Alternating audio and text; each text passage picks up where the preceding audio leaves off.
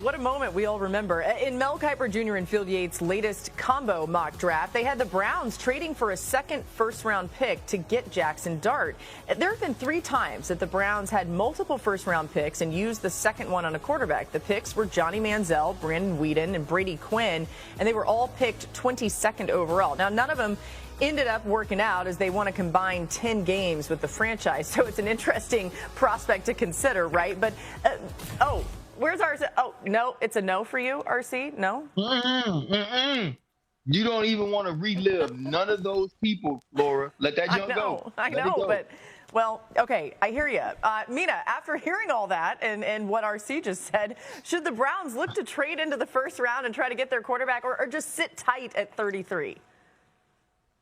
I think sit tight, and I like the idea of them staying there and drafting the Louisville quarterback, Tyler Shuck. Yes. Especially, they're passing on a quarterback with the top pick. Dude, the more I watched of him, the more I liked him. And against your Ryan's son's Notre Dame team, I thought he put on a show in particular. But he's got really unique arm talent. He's got a strong arm. He can also, he's a creative thrower. He can make throws from different platforms with different arm ankles. I was very pleasantly surprised by his mobility. The touchdown where he's rolling to his left and flips his hips against Notre Dame is one of the better throws I've seen all year.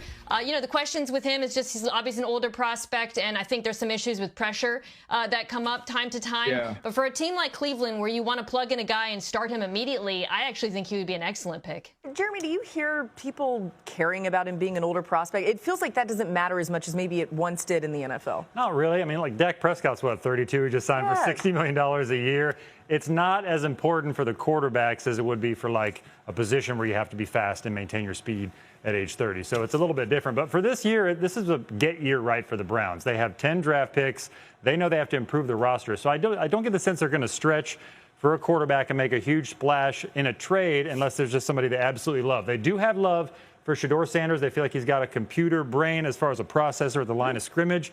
Maybe that leads to something in some sort of move, but they could stand pat. Like Kevin Stefanski, he loves tight ends. He stockpiles them. Like they've been looking hard at tight ends. They could use that pick in the second or third round for that as opposed to packaging it for a quarterback. It just might not be the year for it. It's supposed to be a better year next year for quarterbacks. They could always wait. Yeah, it's a great tight end class to that end as well. The Browns also have the second pick in the draft, of course, and a lot of us expecting it to be Travis Hunter. GM Andrew Berry had this to say about Hunter and his ability to play both sides of the ball.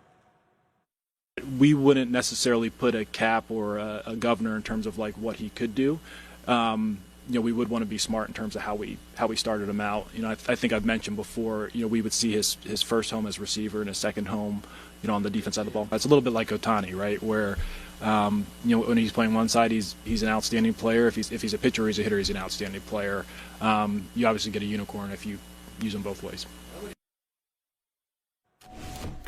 All right, so you heard Barry's comparison. Joe Madden, actually, former MLB manager who managed two-way star Shohei Ohtani, had some advice for some teams regarding Travis Hunter. I think we're going to put this quote up. He said, "The player is the one who knows how to do this. The rest of us don't." Basically, as you read through this, he's suggesting a pitch count of sorts, but just apply it to the NFL. RC, do you agree that that would work? Would that be the wise way to use Travis Hunter if you are going to have him contribute on both sides? Yeah, listen, I would say use a pitch count. I'm different than Andrew Berry. I love to see Travis Hunter on defense. I believe that his ball skills defensively set him apart, but I also believe there's an easier opportunity to adapt on the offensive side of the football where you're running routes and you understand where you're going. Here would be the major reason for having a pitch count for Travis Hunter. For me, it's not about the physical toll of the position as much as it is about the mental toll. Could you imagine that you're playing the Miami Dolphins as they're constructed right now, and every time you go out to the wide receiver position, Jalen Ramsey is on the other side of the football, and then when you're on the defensive side of the ball, you're having to face a guy like Tyreek Hill. That sort of stress in and out of every single play is different than what you get when you're playing against the Colorado State team and it's just a college rivalry. And so I believe you need to be smart as to not overload what you're asking him from a mental and emotional standpoint, more so than physically early on in his career. And that's one of the reasons why I do like him as a corner with little wide receiver mixed in. And Ryan, I'm so excited to talk about this with you, in particular in Green Bay, because everyone looks at Travis Hunter and how amazing he was at both positions in college, and we ask, well, why can't he play both ways? Well, the mental aspect of playing corner in particular in the NFL, you can't just drop a guy in and expect him to have familiarity with all of you do in terms of coverages and what you're expecting on offense, and understanding the tendencies. And whereas if he plays corner, you can absolutely create a 10 to 12 play package for him, Ryan. Like, it's a lot easier for him to do both if he measures in that side of the ball. No, and that's what. But I just think he should be a defender, Mina, because if he gets 5 to 7 picks a year.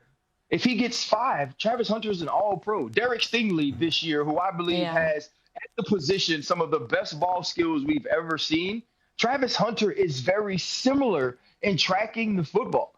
And if you can allow him to be a part of the defense, don't make him go be number one. Don't make him travel with Jamar Chase. Play him in the right way defensively. Have a 10 to 12 package, like you say, offensively, and now I believe you're getting the best of Travis Hunter without possibly ruining Travis Hunter, which is the smart thing you have to do if you're going to draft him in the top 3.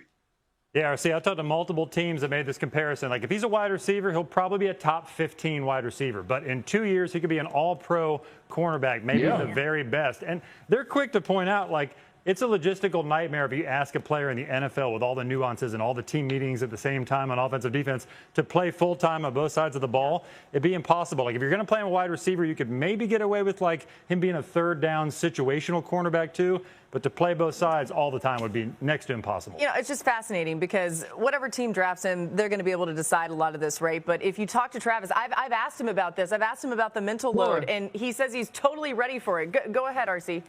Also, too, think about how talented Charles Woodson and Champ Bailey and Deion Sanders were as just pure athletes. We never had these sorts of discussion about those 3 first ballot Hall of Famers. That's how special Travis Hunter was in college and how huge of a prospect he is. He thinks he's ready for it. He thinks he can handle it, and he's adamant about that. Now, you mentioned, Mina, that you and RC will be talking about this in Green Bay.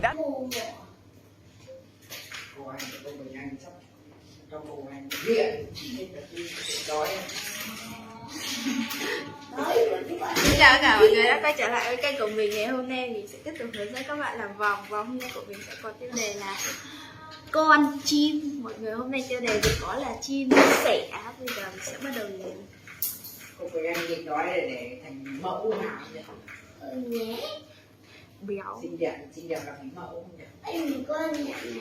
Chả biết có đẹp hơn không, nhưng mà chân to quá.